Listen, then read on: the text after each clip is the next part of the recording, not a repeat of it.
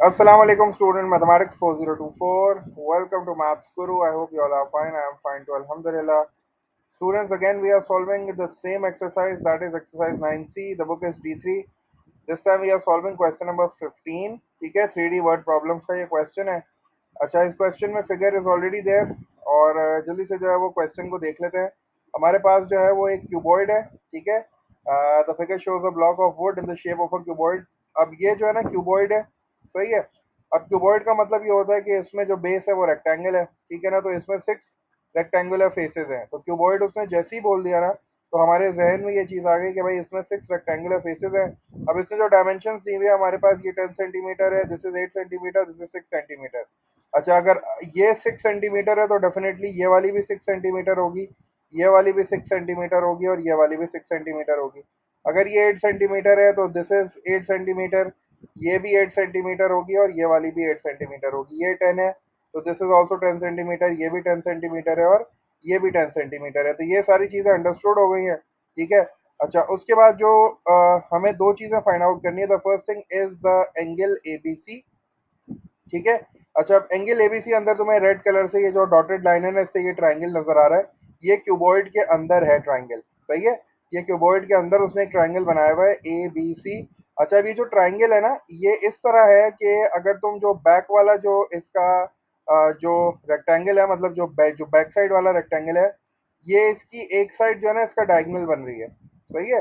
और अगर मैं इस बेस वाले रेक्टेंगल को देखूं तो ये जो ए सी है बेसिकली, ये इसका डायगोनल बन रही है. और ये वाली जो साइड है, ये जो मेरे पास जो साइड वाला फेस है, ए बी जो है वो इसका डायगोनल बन रही है. तो इसका मतलब है कि यहाँ तीन डायगोनल्स हैं. ठीक है ना, रेक्टेंगल के तीन डायगोनल्स जो है ना, बेसिकली वो तीन साइड जो है वो ट्राइंगल की हैं. और वो तीनों ट्राइंगल्स की साइड जो है ना वो मिल रही है, एक ट्राइंगल अंदर बन रहा है. फर्स्ट पार्ट में मुझसे कह रहा है एंगल ए बी सी निकालो. इसका मतलब है कि पहले तो मुझे तीनों साइड की लेंथ निकालनी पड़ेंगी, क्योंकि ये सारे के सारे जो जो अंदर ट्राइंगल बना है ये नॉन राइट एंगल ट्राइंगल है. सही है ना, इसमें कोई एंगल आपको 90 डिग्री नहीं दिख रहा है. तो इसका मतलब है कि भाई अब जो है वो मुझे यहाँ साइन रूल या कोसाइन रूल यूज करना पड़ेगा. तो पहले मैं काम ये करता हूँ कि पहले मैं तीनों साइड्स की लेंथ निकाल लेता हूँ. ठीक है. तीनों साइड्स की लेंथ मैं बड़ी आसानी से निकाल सकता हूँ, क्योंकि पाइथागोरस थ्योरम मुझे 3 बार यूज करना पड़ेगा, क्योंकि मुझे डायगोनल फाइंड करना है. ठीक है. ये जो आपको ये वाला रेक्टेंगल नजर आ रहा है, इसकी डायमेंशन क्या है? ये 8 है. तो इसका मतलब है ये वाली साइड भी 8 है और ये 6 है. तो 8 और 6 को यूज करके ये डायगोनल निकाल लूंगा, क्योंकि ये जो अंदर के रेक्टेंगल्स हैं वो तो 90 डिग्री है ना, क्योंकि रेक्टेंगल में तो चारों इंटीरियर एंगल 90 डिग्री होते हैं. तो अब पहला काम मुझे ये करना है कि मुझे जल्दी जल्दी जो है ना तीनों लेंथ निकालनी है. मतलब मुझे ए बी निकालना है, बी सी निकालना है और ए सी निकालना है. जब तीन लेंथ आ जाएंगी तो उसके बाद मुझे जो है वो एंगल ए बी सी निकालना है, मतलब कोसाइन रूल यूज करूंगा और मुझे जो है वो एंगल ए बी सी मिल जाएगा. सही है. तो जल्दी से जो है वो मैं अपना जो है वो क्वेश्चन स्टार्ट कर रहा हूँ. पहले मैं फर्स्ट पार्ट की वर्किंग कर रहा हूँ. फर्स्ट पार्ट में मुझे क्या करना है, 3 बार पाइथागोरस थ्योरम लगाना पड़ेगा, है ना, क्योंकि डायगोनल फाइंड करनी है. तो अब मैं क्या कर रहा हूँ, ट्राइंगल्स बनाता रहता हूँ और पाइथागोरस थ्योरम लगाता रहता हूँ. पहले मैं जो है वो ए बी फाइंड कर रहा हूँ. सही है. तो ए बी फाइंड आउट करने के लिए अब जरा मैं देखता हूँ मुझे कौन सा वाला ट्राइंगल बनाना है. तो ए बी फाइंड आउट करने के लिए जो है ना मैंने ये ट्राइंगल बना दिया. सही है. और ठीक है भाई, ये मेरे पास जो है वो डायगोनल जो है वो ए बी आ गई. ठीक है. तो ये ए हो गया और ये जो है वो बी हो गया. और यहाँ जो है वो कुछ भी नहीं लिखा हुआ ना, तो मैं एक्स लिख देता हूँ. ठीक है. तो एक्स पे जो है मेरे पास 90 डिग्री बन रहा है. अच्छा, अब मुझे ये देखना है कि मेरे पास जो है वो ए एक्स कितना है. ए एक्स जो है वो मेरे पास है 8 सेंटीमीटर. तो ए एक्स की जगह पे 8 आ गया. और चूंकि यहाँ से यहाँ तक 6 सेंटीमीटर है, तो ये वाला जो है ना बी एक्स वो भी 6 सेंटीमीटर होगा. अब ए भी निकालनी है मुझे, हाइपोटेन्यूज निकालनी है, राइट एंगल ट्राइंगल है, दो साइड दी हुई है. जल्दी से पाइथागोरस थ्योरम यूज कर लेते हैं. तो बस यही काम करना है जल्दी जल्दी. आसान सा क्वेश्चन है बस. फिगर समझ में आ जाए ना तो फिर 3D वर्ड प्रॉब्लम मुश्किल नहीं है. सही है. चलो भाई, अब जल्दी जल्दी मेरे साथ स्टार्ट हो जाओ. और ये मैंने स्क्वायर रूट लगा दिया. 8 स्क्वायर कितना हो जाएगा, 64 हो जाएगा. और 6 का स्क्वायर जो है वो 36 हो जाएगा. ठीक है, फाइंड करना है मुझे जो है वो ये फाइंड करना है ना, ए सी फाइंड करना है. तो ए सी वाला ट्रायंगल बना लेते हैं. ये बना लिया मैंने ए सी वाला. ये ए हो गया, ये सी हो गया. और यहाँ कुछ नहीं लिखा तो इसको वाई लिख देते हैं. अच्छा, वाई और सी जो है वो 8 हो गया. और ए और वाई जो है वो मेरे पास हो गया 10. मुझे जो है वो ए सी फाइंड करना है. सही है. तो तो ए सी फाइंड करने के लिए मैं क्या करने वाला हूँ, A C is equals to, again Pythagoras theorem use कर लेता हूँ। 10 का स्क्वायर हो जाएगा 100, तो यहाँ मैंने लिखा 10 स्क्वायर, क्योंकि हाइपोटेन्यूज फाइंड करना है तो ऐड ही करना है मुझे। तो ये 10 का स्क्वायर हो गया प्लस 8 का स्क्वायर हो गया, 8 का स्क्वायर 64 हो गया, 10 का स्क्वायर जो है वो 100 हो गया। ये बन गया स्क्वायर रूट ऑफ 164। 100 में जब मैं 64 ऐड करूँगा तो ये हो जाएगा 164। अब मैं इसको जो है वो,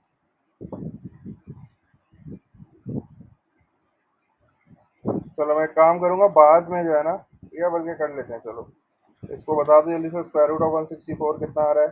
square root of 164 is coming out as 12.806 आ रहा है। इसको 12.806 ही लिखते हैं, क्योंकि फिर अगर अभी से राउंड ऑफ करना शुरू कर दिया ना तो आगे एरर बढ़ जाएगा। इसको 12.806 लिख दिया मैंने सेंटीमीटर्स में। ठीक है, 6 के आगे देख लेता हूँ, 6 के आगे क्या लिखा हुआ है। 806 के आगे 2 लिखा हुआ है, ठीक है, तो इसलिए 806 सेंटीमीटर लिख दिया। अब लास्ट साइड कौन सी है? लास्ट साइड जो है वो बीसी है। जल्दी से बीसी का भी ट्राइंगल बना लेते हैं, बीसी को भी फाइंड आउट कर लेते हैं। ठीक है भाई, बीसी जो है वो हमारे पास ये वाली साइड आ गई बीसी। ठीक है, इसको हमने बी बोल दिया। ये हमारे पास आ गया सी। बीसी हमें फाइंड करनी है, ठीक है ना।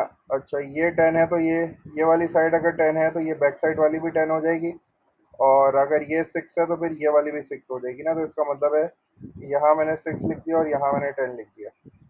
ठीक है, और ये वाली साइड चूँकि पता नहीं है तो मैंने जी लिख दिया। मुझे जो है वो 90 डिग्री ये रहा। हाइपोटेन्यूज फाइंड आउट करनी है अगेन। बस जल्दी से एक और बार पाइथागोरस थ्योरम लगा लेते हैं।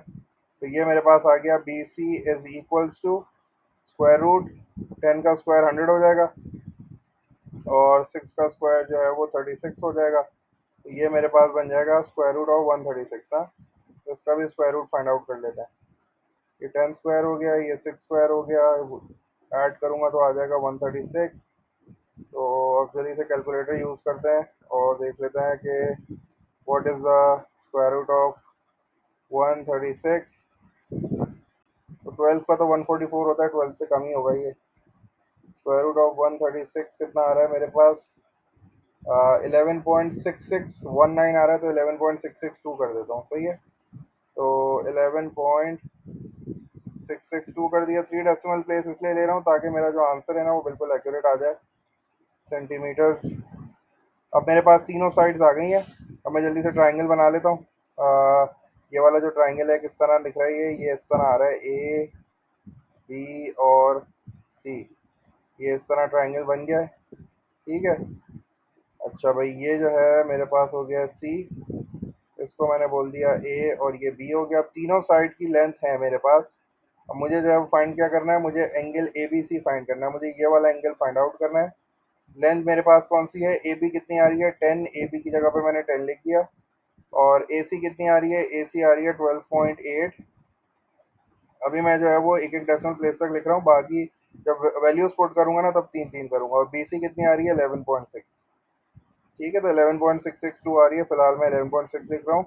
मुझे ये वाला एंगल चाहिए, तीनों साइड गिवन है, इसका मतलब है मुझे कोसाइन रूल यूज़ करना पड़ेगा। ठीक है, तो जल्दी से कोसाइन रूल यूज़ कर लेते हैं। कोसाइन रूल कॉस से शुरू होता है और कॉस के बाद एंगल आता है। एंगल कौन सा है मेरे पास? मेरे पास है एंगल ए बी सी। तो ये हो गया cos angle A B C equals to, अब चूंकि एंगल वाला लगाना है, ठीक है, तो एंगल वाले में क्या होता है, जो एंगल फाइंड आउट करना है उसकी सामने वाली जो साइड है वो माइनस में जाती है, वो माइनस के बाद आती है। तो ये 12.806 जो है वो मेरे पास, और स्क्वायर सब पे लगता है तो ये स्क्वायर आ गया और ये नेगेटिव साइन आ गया, सही है। अब जो बाकी की दो साइड्स हैं वो मैं स्टार्ट में लिखता हूँ बिल्कुल ऐड करके। तो ये 10 का स्क्वायर हो जाता है प्लस, और दूसरी साइड क्या है? 11.662 है ना, तो 6 और 2 इस पर स्क्वायर आ गया। ठीक है भाई, और फिर डिनोमिनेटर में क्या आता था? डिनोमिनेटर में पहले 2 आता था, तो मैंने डिनोमिनेटर में पहले 2 लिखना है। तो ये 2 आ गया। पहले ब्रैकेट में जो है वो पहली साइड जो कि 10 है, और दूसरे ब्रैकेट में बिल्कुल इसकी अगली साइड जो कि दोनों ऐड हो रही होती हैं। तो ये आ गया 11.662। बस अब यूज़ करना है कैलकुलेटर जल्दी से, ठीक है। और फिर देखते हैं कि कॉस का इन्वर्स लेके कि हमारे पास एंगल कितना आ रहा है। चलो पहले काम ये करता हूँ कि इस पूरे को सॉल्व कर लेता हूँ। मैंने फ्रैक्शन का बटन दबाया, ठीक है। फ्रैक्शन में मैंने लिखा 10 स्क्वायर और उसके बाद प्लस 11.662 का स्क्वायर, ठीक है। और फिर माइनस में मेरे पास आ रहा है, फिर मैं ब्रैकेट यूज़ कर लेता हूँ, 12.806 का स्क्वायर।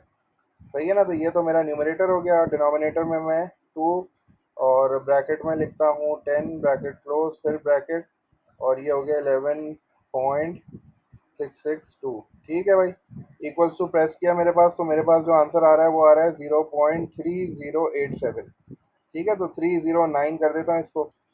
तो ये हो जाएगा मेरे पास cos of angle A B C, cos of angle A B C, ये कितना आ रहा है मेरे पास, ये आ रहा है 0.3087 आ रहा है। तो मैं 309 लिख रहा हूँ, चूंकि देखो कॉस की वैल्यू पॉजिटिव है ना, इसका मतलब है कि एंगल 90 से कम आने वाला है।